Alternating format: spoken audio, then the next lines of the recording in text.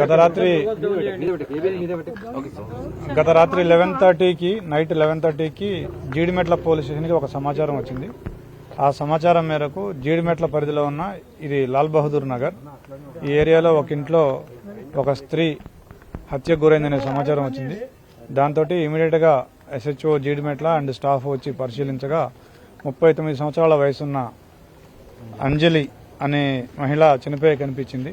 తర్వాత ఆ మృతికి సంబంధించిన కారణాలు మా సిబ్బంది ఇన్వెస్టిగేట్ చేయగా ఆరా తీయగా తెలిసింది ఏంటంటే ఈవిడికి 2 కూతుర్లు ఉన్నారు.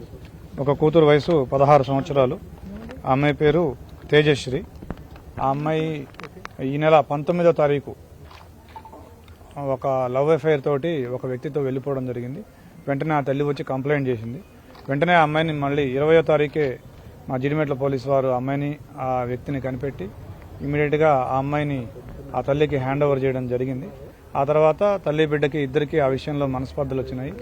ఆ అమ్మాయి తేజశ్రీ ఎవరైతే ఉందో ఆ అమ్మాయి తల్లిని ఎట్లాగైనా అడ్డు తొలగించుకోవాల్సిందే, నేను ఆ అబ్బాయిని పెళ్లి చేసుకోవాలంటే అని చెప్పేసి ఆ అబ్బాయి ఎవరైతే ఆ అమ్మాయి ప్రేమించిన అబ్బాయి ఉన్నాడో శివ, ఇతను కట్టంగూరులో ఉంటాడు, నల్లగొండ జిల్లా. ఆ శివాని పిలిచి తన తల్లిని హత్య చేయవలసిందిగా పురికొల్పింది.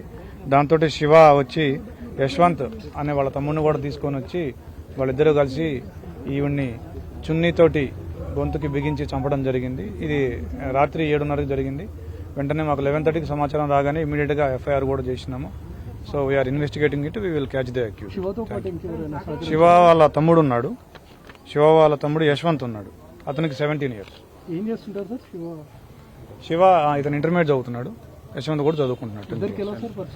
వీళ్ళిద్దరికి ఇన్స్టాలో పరిచయం అని చెప్తా ఉన్నారు. కేవలం హత్య చేయాలనే ప్లాన్ అది మాకు తెలియదు సార్. హత్య చేయాలనే ప్లాన్ తోనే శివ ఇక్కడికి వచ్చాడు సార్.